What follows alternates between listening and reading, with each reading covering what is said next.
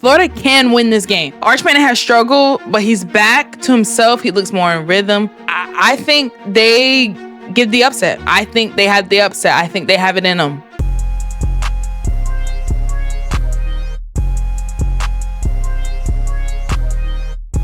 What is good, everybody? Welcome to the first episode of First and Fem. I'm your host, Danielle Faith, and this is a new podcast that I've started where I talk all things football, all things college, all things NFL football, all the things. I'm just super excited, and I really hope that y'all enjoy this podcast. If you're new here, go ahead and like, comment, and subscribe. Do all of that fun stuff. Follow on my socials, all the things. And I just want to hop right into it. Let's just hop right into it. Florida will be hosting the number 9 Texas Longhorns this weekend in the Swamp. And honestly, what's crazy is how much this game was highly anticipated, how exciting at the beginning of the year, how exciting we thought it would be, how like intense it would be. And after the season has started, those hopes have gone down tremendously. I know Texas is ranked number 9, but in my opinion, I don't think they're a number 9 team. I think you have to take a look at their wins and their losses and who they're winning against and who they've lost against and how they look when they've lost. I think this game will be interesting to watch. Florida is 1-3 now in the season, pretty much killing any chance they have of a playoff run, which is unfortunate because you thought this team, just again, like I said, beginning of the season, you really thought this team had something special. You really thought this team had something great. You really thought this team would be able to win football games and win them in a very good fashion. We thought DJ Lagway, coming off a surgery, coming off that calf injury that he suffered last year in the Georgia's game, or the calf injury that he suffered last year in the game against Georgia. And then over the summer, he had a shoulder thing going on. We thought that he would be able to get back and help the team win football games. But there was word that he was not able to practice as much and get as many reps with the receivers and get just as many reps with the team, which hindered him from being able to come in and look like a second-year quarterback that's a starter. So that's unfortunate.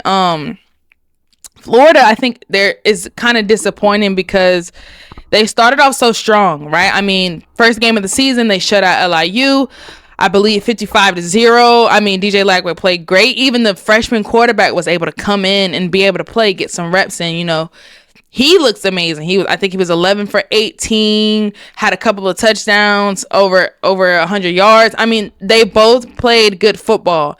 So we saw some very good things in that game. I saw very good things in that game. We saw Vernell Brown III take over and solidify himself as a potential wide receiver 1. We have a couple of injuries. We have Dallas Wilson out. Eugene Wilson is still trying to find his rhythm, still trying to get back in rhythm and stuff like that. But after the shutout, then they lose to USF at home by 2. In a game that they were supposed to win, in a game that they were projected to win, especially coming off the win at LIU. I mean, we thought they would win, but I think what the thing is USF looked much better than we anticipated. They looked good. I mean, they blew out Boise State. Boise State was ranked at the time. So I think a lot of the fans and the players anticipated USF to be a lot less worse than they were when they first went into it. But USF comes in our trap. And now it was a defensive game, right? Our defense, Florida defense held them to just 18 points. They didn't do much through the air. It was a lot of just hurting ourselves. We just hurt ourselves a lot in that game, and it's just very unfortunate that they couldn't come up with the win. Fans believe Billy Napier should have been fired after that game, because how do you not beat USF at home in the Swamp? It's just dumbfound play calling, horrible timing. I mean, just horrible. Not using your playmakers and not utilizing, not having an offensive coordinator for one, to be able to utilize your playmakers in the best way. Then they lose to LSU by 10. That game was horrible. I want to get into some of those stuff. First issue was the quarterback play. DJ Lagway threw 5 interceptions in the game against the Tigers. And I when I was watching it, I just couldn't believe what I was seeing. I was seeing a quarterback who, in his first starting game last year, who looked so athletic, who looked so comfortable, who looked so poised, who looked like this was his offense. When he played, it looked like it was his offense. It looked like he really learned the offense and he really allowed it to, like, it was his offense. Last year, it seemed like he was completely reliant on his skill level, his athleticism. And then I watched him against LSU this year, after you would think you'd be getting a little better, barring all the injuries and stuff. You would think that your offensive mind would get a little bit better. But I think that I think he was just spooked. I think LSU defensive coordinator was able to disguise the LSU defense in a way. First of all, LSU, let's just give props to LSU. LSU defense is just better in general. It kind of sucks because their offense isn't keeping up with their defense, so they're not able to be dominant. But LSU defense is amazing. It's phenomenal. It's great. I think DJ Lagway just wasn't expecting a lot of the stuff, which is on the coaches and on the player, because that's what you do all week, right? You prep, you get ready for the game. You're not just sitting around eating donuts. Like, you're supposed to be prepping for the game and getting yourself ready for the game. And we just did not see that they were prepped. It didn't look ready. It didn't look fast, DJ Lagway just has been struggling. He has 690 yards on the year, 5 touchdowns to 6 interceptions, 5 which were thrown couple weeks ago against LSU. I think it could be a coach thing, but I think it's a confidence thing as well. I think DJ's confidence has gone down tremendously, especially since the USF game. And if he's been on social media and seeing all the tweets and seeing all the comments of the fans, that can bring a player down too. I don't think fans and just the media in general realize how much, how you critique a player can really affect their play. Yeah, they're supposed to have the mentality that's strong. Yeah, they're supposed to be able to go out there and block out all the noise. But at the end of the day, it's like the media and the fans and all the critics just forget that these guys, these young men, are human beings who are just going out there playing the game they love, and they fall short. They fall short most times, and they don't always get it right. They make bad plays. They make illegitimate throws, stuff like that. And I think the media is supposed to critique, right? Everybody needs critique. Everybody needs somebody to hold them accountable. But I think there should and can be a way where we can critique players in a way that edifies them, that holds them accountable, but doesn't slander them and doesn't tear them down and make them not be able to play good, the week after and stuff. And that's kind of what I want to make sure I do here on my platform, is giving objective and subjective critiques about players without slandering them and without taking out of my mind that they're still a human being who are flawed just like the rest of us. But to Jaden Ball, the running game has been a little stalled. I would say, we have this great running back in Jaden Ball, and then we're not utilizing him the way we should. I think the way we're even running, I think the running game has stalled a little bit. I think they're not utilizing Jaden Ball the way they should. I think a lot of these runs are inside zone runs. I just feel like when you have a running back like Jaden Ball, this guy is able to run through a brick house if you allow him. And I get it. Yes, running up the middle, but the offensive line is not holding up the way they should. The offensive line isn't getting enough push in the run game, and that's not okay, but that's the situation. So get him out in space. I don't know why they won't kick him out to the outside. That's where he strives the best, is in space, because he's fast, he's electric, he's quick, he's shifty, and to be he's a short stature running back, so he can get in and out of spaces quickly. And I just feel like they're not utilizing him the right way, which is so unfortunate, because the dude is electric. One game last year, he had 5 touchdowns on the ground himself.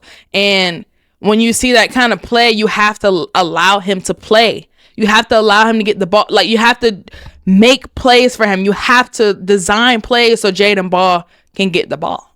Simple. They need to get their receivers the ball more. VB3 has, like I said earlier, has proved himself to be an electric receiver, has proved himself to possibly be a wide receiver 1. He's the leading receiver right now on Florida, and I think you just need to create more plays to get him the ball.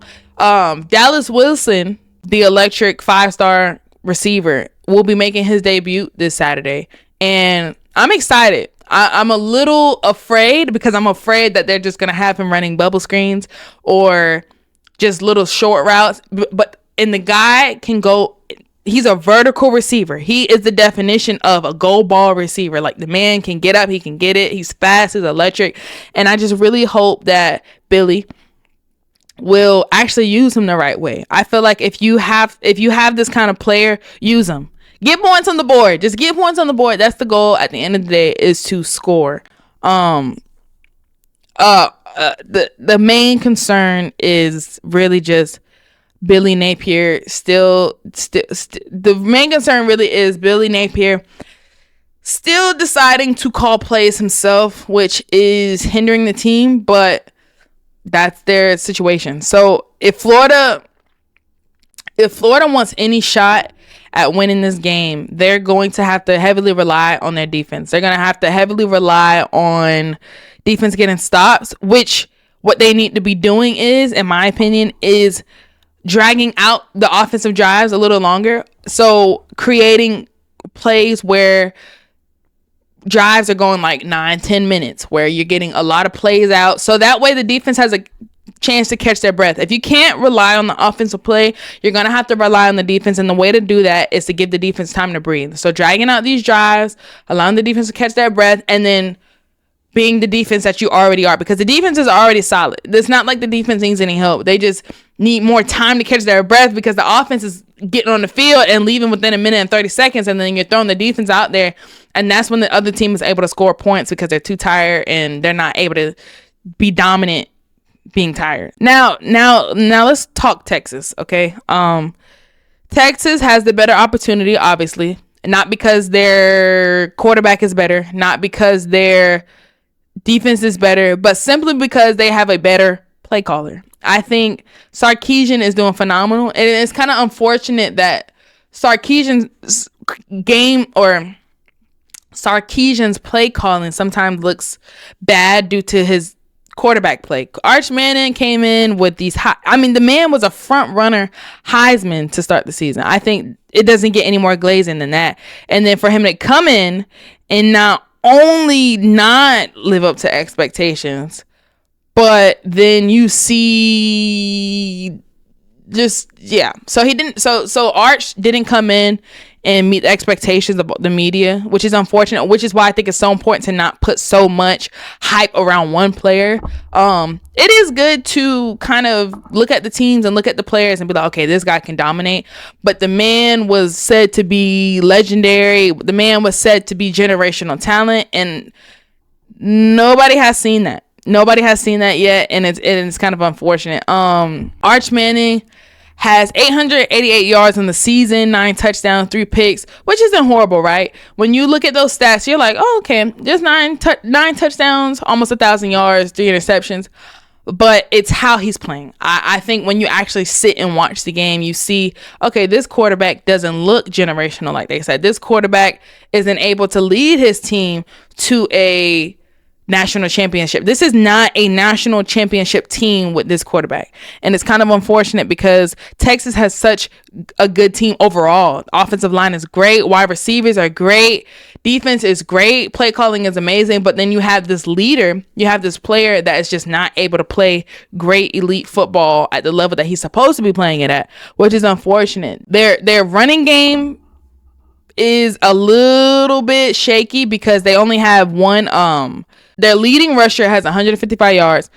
Arch Manning is the second leading rusher. So you don't have this duo running back room. Arch kind of has to take over himself too. So you kind of see why maybe he's not as electric as he could be, because he has to kind of take on 2 roles. He has to be a runner, and he is a dual threat. So it's not saying that he can't be the leading rusher, but it's just like, the running back is supposed to help the quarterback, take a little bit of pressure off the quarterback. And when you don't have that in your room, it kind of makes it a little bit harder and a little bit more pressure on the running back. If Texas wants to win this game, is going to be on Arch Manning. It's going to have to be on Arch to decide, not even to decide, but it's going to have to be on Arch to just completely take over and completely change his game. Arch is going to have to play better. He's going to have to make better reads. He's going to have to be more consistent. He's going to have to not just throw the ball in a direction that is bad because he wants to get rid of the ball. Throw the ball away. If you have that early pressure, throw the ball away. I think he may have issues with pressure this game because Florida's front seven is just so great. So he's just gonna have to throw the ball away. He's gonna have to, take the quick check downs, do all the things, not try to overdo it, not try to do the most. And I think they can be successful. I want to see Arch ball out. I want to see Arch be good. I want to see the hype. I want to. It's just that just hasn't been a thing yet, and it's unfortunate. But I think as the season goes on, it's possible he could get better. So I'm excited about that game. I want to know what y'all think Texas needs to do to win, stuff like that. That is it for today, y'all. I hope everybody enjoys the Florida versus Texas game this weekend. I hope that you see things that you like. I want y'all to come back to this video though and let me know what you thought about the game after the game. Let me know what you think about this video. Stay tuned for next week because we will be diving into the week 7 matchups. There's some really good games next week, so stay tuned for that. Until then, this is First and Fin with Danielle Faith. Until next time.